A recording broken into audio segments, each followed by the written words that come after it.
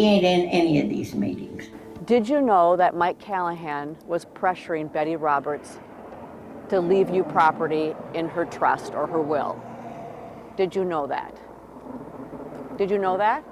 But Callahan himself, Michael James Callahan, told police before he died that he told all to Dr. Erickson when it came to Betty's trust. everything I do, I share with him.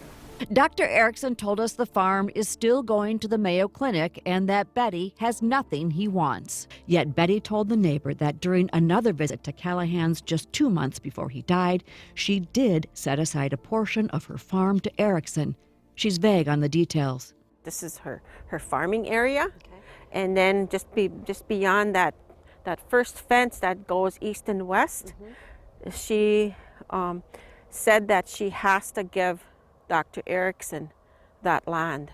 Well, it hasn't been part of any document I've created, and that's all I can say. Betty's last visit to Mike Callahan's house was just 2 months before he died, killed by a man whom by all accounts he'd been bullying. She says, well, you need to come and get me because they're keeping me and they won't let me go. Leah Crow, Betty's friend, says Betty was talking about Mike Callahan and his living girlfriend. After she took Betty, she got a call from Mike Callahan. Wrong move on your part. And I have no choice but to call the police. You had no right to take her. Then from Dr. Erickson. Hi, this is Dr. Erickson. If you give me a call, it'd be in your best interest.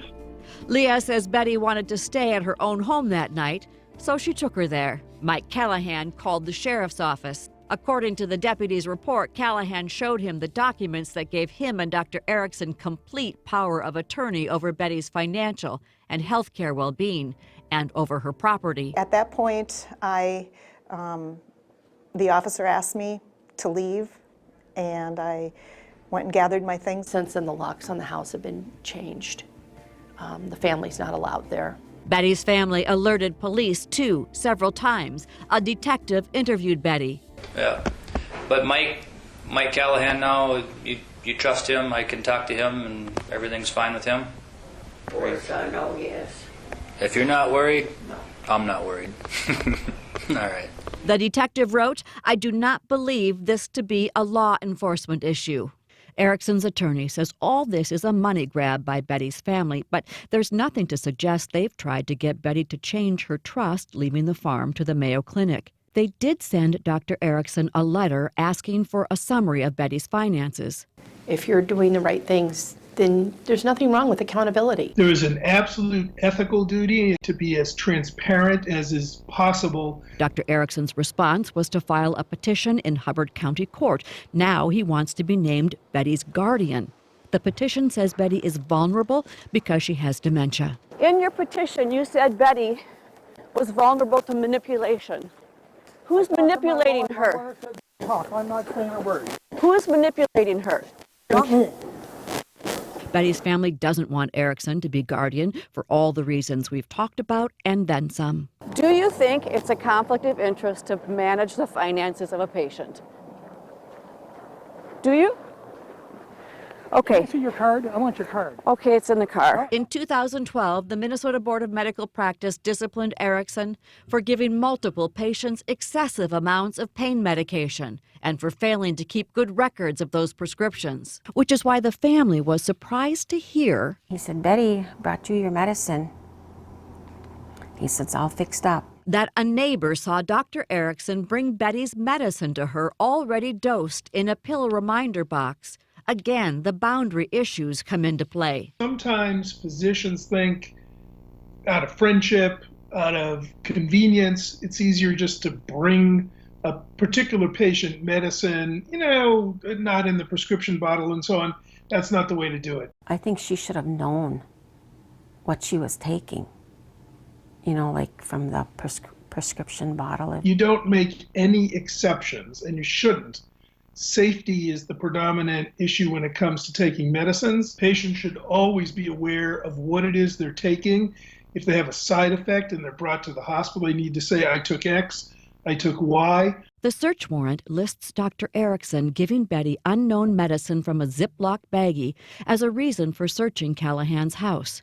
Police have not searched Erickson's home or practice. We are actively looking into a a possible criminal charge in the case, and it's quite complex.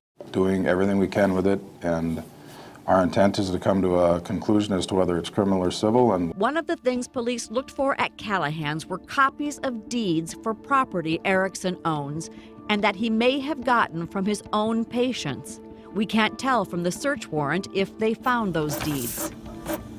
The Fox 9 investigators scoured hundreds of pages of property and tax records in 3 Minnesota counties. Dr. Erickson now holds the deeds to more than 1,000 acres in Hubbard County alone, worth more than $3 million. The county breaks land into parcels. By our count, Erickson holds 19, at least half a dozen of those bought from his own patients, according to surviving family members. Now, some of those were also neighbors or church members. How did you know Dr. Erickson? Well, he was my doctor. He was our doctor, both my husband and myself. Dr. Erickson bought this house from Jewel Babensi and her husband. Jewel Babensi thinks highly of Dr. Erickson, who converted her and her husband and invited them to join his church. Oh, he's a wonderful man. And he's also a Seventh-day Adventist. And he was responsible for us becoming Seventh-day Adventists. In 1994, a woman named Jeanette Beardsley sold this house to Dr. Erickson. County tax records show it was worth $45,000. According to the deed, he paid less than $500. But Jeanette got to live in the house until she died in 2006, when Dr. Erickson signed the death certificate and her funeral was held at Erickson's church. The property transfer notarized by Erickson's friend, the now dead Mike Callahan. Betty is now in a nursing home. She sees Dr. Erickson often. And how does he take care of you? Well, I don't know. He just sees that I go to church and he sees that I have groceries. Betty goes to church with him when she feels up to it. He's what you might call a lay preacher in the Seventh-day Adventist Church in Park Rapids. We are disciples, male and female. We're disciples of Jesus Christ. That's our job here. This is him preaching on the evils of accumulating wealth. Our job here is not to become wealthy and rich and accumulate things. The day Betty invited us to talk with her at her Park Rapids nursing home, staff called Dr. Erickson. He cut our interview short. But Erickson's days of complete control over Betty have come to an end. Hubbard County Courthouse this Tuesday. Nearly everyone who cares about Betty is here. Dr. Erickson wheels her in. He's asking a judge if he can be her conservator and guardian, which means the court would oversee her estate, but he would make all decisions.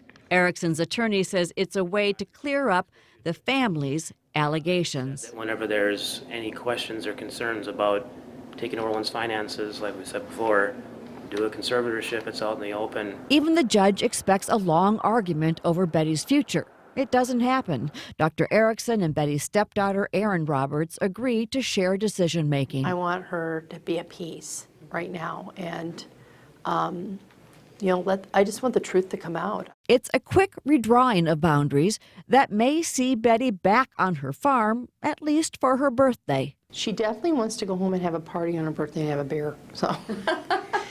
Beer is a great incentive. Minnesota's Medical Licensing Board told Betty's family they're looking into Dr. Erickson again. He told police after Callahan's murder he could lose his medical license because of what he called the Roberts family's ridiculous allegations. I'm Trish Van Pilsum for the Fox 9 Investigators.